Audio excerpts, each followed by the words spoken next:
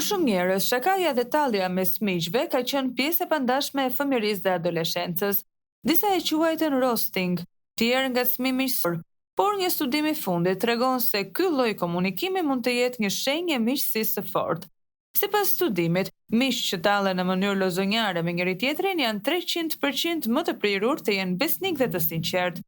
Autorët e studimit theksojnë se këto ngacmime të lehta forcojnë lidhjet, duke krijuar një ndjenjë më të thellë besimi dhe hapjeje.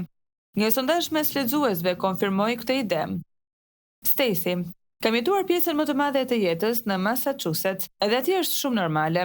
Nëse nuk po të tallin, atëherë askush nuk të pëlqen, ndërsa Tony qesh dhe thot: disa miq që ngacmojnë, të tjerët jo.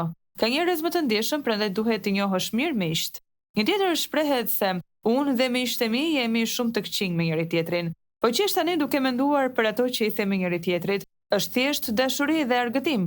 Pra nëse shoqëria juaj bazohet në tallje dhe shaka të ndërsjellta, mund të jeni të sigurt se keni gjetur miq të vërtet.